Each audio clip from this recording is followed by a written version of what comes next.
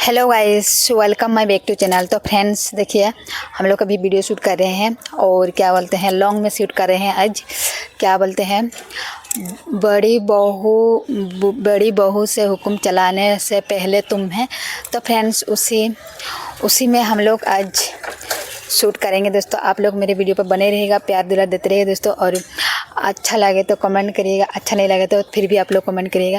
लेकिन आप सभी लोगों के लिए मैं वीडियो बनाती हूँ दोस्तों, और आप लोग देखो या ना देखो, लेकिन मैं छोड़ती रहूँगी दोस्तों आप लोगों के लिए। तो फ्रेंड्स आप लोग ज़्यादा से ज़्यादा मेरे वीडियो को भी देखा करो। आप लोग सपोर्ट करेंगे तभी तो हम लोग आगे जा पाएंगे, नहीं तो नहीं। तो फ्रेंड्स चलिए अभी वीडियो को स्टार्ट करेंगे। बंद कर। बड़ी बहू, अरे ओ बड़ी बहू, पता नहीं कहाँ मर गई है। माँ जी आपने बुलाया? तुझे नहीं बुलाया, बड़ी बहू को बुलाया है। जी राजू को तेज बुखार है, वो उसके पास बैठी है। घर की साफ सफाई छोड़कर महारानी आराम से बैठी है। राजू के पास बैठने से उसकी बीमारी ठीक हो जाएगी क्या? माँ जी आप बिल्कुल चिंता मत कीजिए, मैं उनका सारा काम कर रही हूँ। आपको किसी चीज की जरूरत हो तो मुझे कह मुझे दीजिए। कोई चीज की जरूरत नहीं है। हाथ में जाए तुम्हारी बड़ी। ये सब्जी कौन काटेगा, घर की साफ सफाई कौन करेगा, खाना कौन पकाएगा? आप भी तो खाली बैठी है माँ जी। भाजी मैं ला कर देती हूँ, आप काट दीजिए, मैं पका दूंगी। क्या क्या सब्जी मुझसे कटवाएगी? सुन रहे हो क्या कह रही है तुम्हारी छोटी? मुझसे सब्जी कटवाने चली है। मैंने कुछ गलत तो नहीं कहा माँ जी। इस घर में 4 औरतें हैं, 2 नौकरानी की तरह काम करती रहती है, और बची मछली बहू और आप, जो सुबह शाम हाथ पे हाथ धरे बेकार बैठी रहती है। ये घर सिर्फ मेरा या बड़ी भाभी का नहीं है, आपका भी तो है। क्या बोल रही है तू? बिल्कुल सही कह रही हूँ माँ जी। रात दिन मुंह चलाना ठीक नहीं, कभी कभी हाथ पाँव भी चला लेना चाहिए। सेहत ठीक रहती है, वरना शरीर संग पकड़ लेगा। सुना आपने? छोटा मुंह और बड़ी बात। आप कुछ बोलते क्यों नहीं? मैं क्या बोलूं? किसी हकीम के घर आने की लगती है। क्या? हाँ, तुम्हारे सेहत का अच्छा इलाज बता गई। उससे पूछो मेरी अंधी आंखों का कोई इलाज है उसके पास? हे भगवान, ये कैसा पति मिला है मुझे।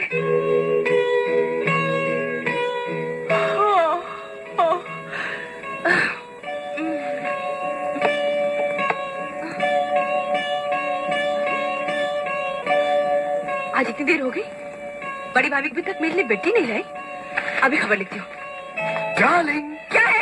ये देखो, मैं तुम्हारे कपड़े लॉन्ड्री से ले आया हूँ। ओफो, आपको मालूम है मुझे अभी तक चाय नहीं मिली। हाँ? मैं जल्दी से नहा धोकर उस बड़ी भाभी की खबर लेती हूँ। ला।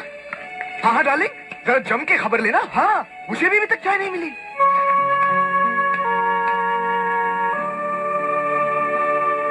सुनिए। हाँ? देखिए ना, राजू का बुखार अब तक कम नहीं हो रहा है। आप शाम को आते वक्त डॉक्टर से दवाई लेते आइए। मैं कोशिश करता हूँ। छोटी, बड़ी भाभी कहाँ है? क्यों, क्या हुआ? इतनी देर हो गई, मेरे कमरे की सफाई नहीं हुई अभी तक।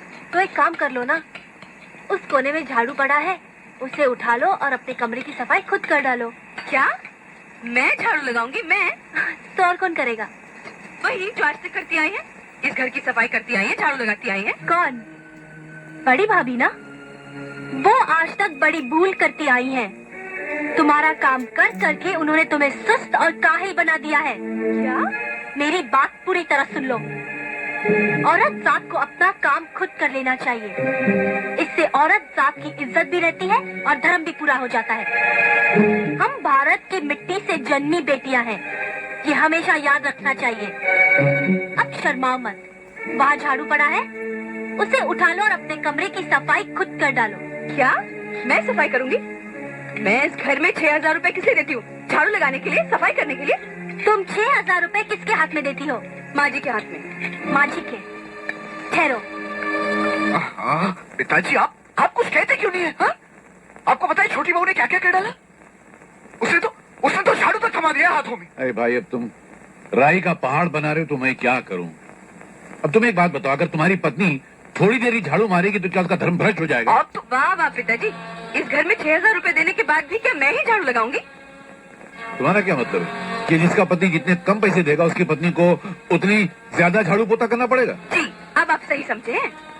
इस लिहाज से तो फिर मेरी पत्नी को सबसे ज्यादा काम करना चाहिए, क्योंकि मैं तो घर में कुछ देता ही नहीं हूँ। माँ जी क्यों करेंगी? वो तो इस घर की देवी है। ठीक है तो फिर मैं ही लगा लेता हूँ। लाओ बड़ी बहू, ये झाड़ू मुझे दो, मैं ही झाड़ू लगा लेता हूँ। नहीं नहीं बाबूजी, ये आप क्या कह रहे हैं? ऐसा सुनना भी मेरे लिए पाप है। मैं झाड़ू लगा दूंगी। नहीं दीदी, तुम जाके बीमार राजू के पास बैठो, मैं कर देती हूँ। नहीं राधा, जिसका पति 1000 रुपया कमाता हो, उसके बीमार बच्चे को माँ का प्यार पाने का कोई हक नहीं। आई बड़ी माँ की ममता दिखाने वाली।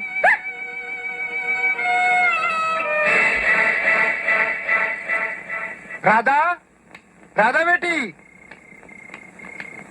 कौन साहब है आप? जी मैं राधा का मामा हूँ, आप लोगों से मिलने आया हूँ। ओहो, तो आप हैं राधा के मामा।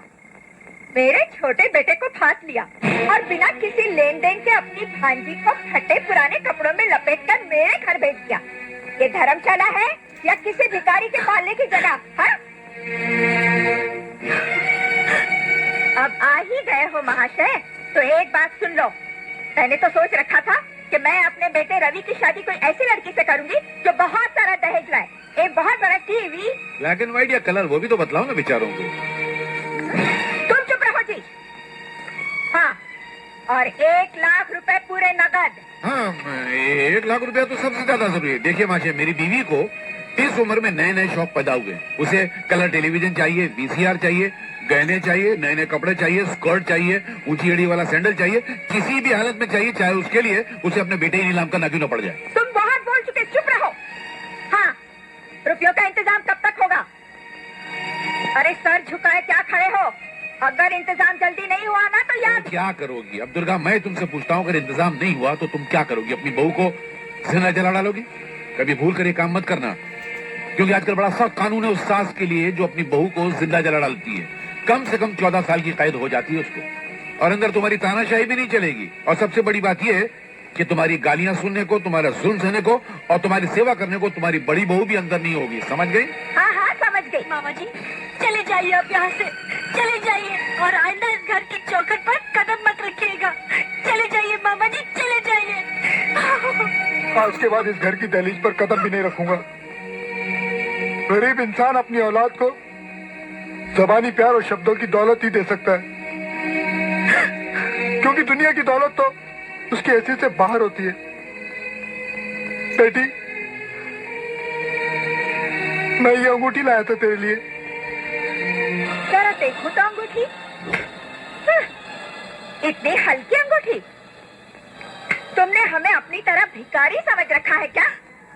ले जाओ अपनी अंगूठी, और खबरदार जो ऐसी घटिया चीजें दोबारा हमारे घर ले आए। खड़े खड़े मेरा मुंह क्या देख रहे हो? निकल जाओ यहाँ से। बाबूजी,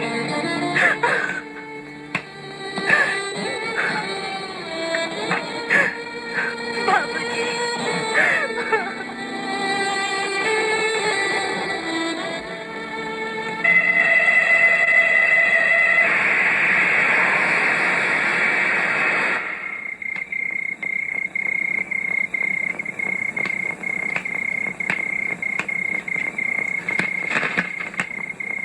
अरे रवि बेटे तुम? अरे मामा जी, आप? नमस्ते। नमस्ते। कब से बैठा आपका इंतजार कर रहा है? क्यों? अरे घर का हालचाल जानने के लिए, और क्यों? अच्छा अच्छा अच्छा। अरे भाई, इसको कुछ चाय वाय पिलाई कि नहीं? हाँ सब कुछ पिला दिया। अरे बेटे खड़े क्यों? बैठो बैठो बैठो बैठो। क्या हुआ? अंगूठी दे राधा को? हाँ, अंगूठी? हाँ बिल्कुल दे आया हूँ राधा को। उसे अपने पास बैठा के अपने हाथों से अंगूठी पहना के आया हूँ मैं। राधा की सास ने कुछ खातिर वातिर की कि नहीं आपकी? हाँ हाँ, बहुत खातिर की। अरे भाई मजाक थोड़े ये, आखिर मैं समझी हूँ उनका। खातिर कैसे नहीं करते वो लोग। मामा जी, आप जब भी कभी दफ्तर के काम से शहर जाएंगे, आप हमारे घर पे ठहरेंगे। नहीं बेटे, नहीं जा पाऊंगा तुम्हारे घर। तुम्हारे घर वाले बहुत खातिर करते हैं, पर इतनी खातिरदारी मुझसे सहन नहीं होगी। अरे आप रो रहे हैं क्या? नहीं धनवंती, ये तो राधा के प्यार के आंसू हैं। बचपन से आज तक हमारी राधा ने कितने दुख झेले, ये किसे पता था कि उसके नसीब में ये दिन भी देखना लिखा है। इसलिए आज मेरे लाख रोकने के बावजूद ये आंसू खुद ब खुद बह जा रहे हैं।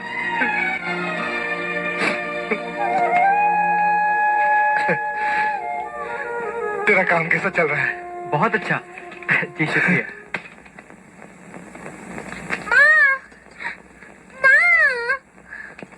दीदी, राजू रो रहा है। ओह गॉड, क्या बात है राजू? अरे तुझे तो तेज बुखार है। दीदी भी आप यहाँ बैठी हुई है। दीदी क्या? ये इतनी सारी कटहल की सब्जी किसके लिए बना रही है आप? मोहिनी की नौकरानी आज आई नहीं है, वही मुझे सारा कटहल सब्जी बनाने के लिए देके गई है। मोहिनी रहती अपने पति के घर में और आपको कटहल की सब्जी काटने को दी है। वाह! और आप है जो यहाँ बैठकर कटहल काट रही है। वहाँ राजू रो रो के बेहाल हो रहा है और आप। दीदी चलिए उठिए यहाँ से। नहीं राधा, मोहिनी ने देख लिया तो वो नाराज हो जाएगी। आप चलिए यहाँ से। नहीं राधा, छोड़ो ना मुझे, मुझे मेरा काम करने दो। आपको आपके बीमार राजू की कसम। राधा, चलिए यहाँ से। अरे चलिए अंदर जाइए आप।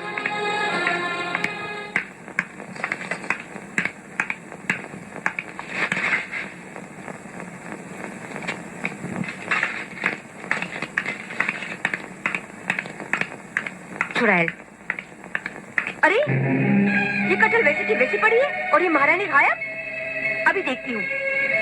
भाभी, बड़ी भाभी, बड़ी भाभी। एक मिनट, उनसे क्या काम है? मुझसे कहो। तुमसे क्यों कहूँ? मुझे उनसे काम है। अरे इस घर की बड़ी बहू पर हुक्म चलाने से पहले तुम्हें छोटी बहू से बात करनी होगी। मुझे तुमसे कोई बात नहीं करनी। क्या बात है? क्या हुआ मोहिनी? माँ देखो ना, मेरे देवर जी मेरे घर आए हैं। तुम्हें तो मालूम है ना कि उन्हें कटहल खाने का कितना शौक है। हाँ, माँ मैं कुछ कटहल लाई थी और बड़ी भाभी के पास काटने के लिए दे गई थी, लेकिन उनकी हिम्मत देखो, सारी की सारी कटहल वहीं पड़ी है। कटहल काटना छोड़कर महारानी अपने कमरे में आराम फरमा रही है। मगर बड़ी बहू ने कटहल क्यों नहीं काटा? बड़ी भाभी को कटहल काटने से मैंने रोका है। तुमने मना किया है? जी हाँ, मैंने मना किया है। हम हिंदुस्तानी लड़कियाँ अपने मायके से पता नहीं क्या क्या उम्मीदें, क्या क्या सपने लेकर आती हैं। ओह, मगर यहाँ आने के बाद हमें अपनी उम्मीदों का गला घोटना पड़ता है। हमारे सपनों को भुलाकर हमें नौकरानी बनना पड़ता है। इसके बाद भी हम हालात से समझौता करके नौकरानी बनना मंजूर कर लेते हैं। मगर माँ जी, अगर बाहर वाले आकर हमारे साथ नौकरानियों जैसा बर्ताव करे तो हमें यह हरगिज़ मंजूर नहीं होगा। उस दिन जब मैंने आपको बोला कि मुझे कटहल काटना नहीं आता, तो आप लाल पीली होकर बोली, क्या मुझे मेरे घर वालों ने सिर्फ बड़ी बड़ी बातें करना सिखाया है, कटहल काटना नहीं सिखाया? आज मैं आपसे पूछती हूँ माँ जी, क्या सिखाया आपने अपनी बेटी को? सिर्फ झगड़ा करना? सुन लो माँ, सुन लो। तुम सुनो श्रीमती मोहिनी जी, अगर तुम्हें अपने देवर को कटहल खिलाने का इतना ही शौक है तो अपनी माँ से कहो कि तुम्हें कटहल काटना सिखा दे। और अगर तुम्हारी माँ भी न जानती हो तो तुम मेरे पास आ जाओ। मैं तुम्हें कटहल साफ करना और काटना ऐसा सिखा दूंगी कि जिंदगी में दोबारा काटने का नाम नहीं लोगी। समझी मोहिनी जी? माँ, मेरी नाक कट जाएगी आज देवर के सामने। क्या खिलाऊंगी उन्हें आज? अरे बेटी, तुम अपने देवर को किसी अच्छी होटल में ले जाके खाना खिला देना। इस बहाने मैं भी तुम्हारे साथ खाने आ जाऊंगी। तो फ्रेंड्स, मैं अभी वीडियो शूट कर चुकी हूँ दोस्तों, और मेरे एक्टिंग आप लोगों को कैसे लगा आप लोग जरूर बताइएगा कमेंट करके। तो फिर आज के वीडियो में इतना ही। नेक्स्ट वीडियो मिलेंगे। जय हिंद, जय भारत, जय जगन्नाथ। आप सभी को नमस्कार।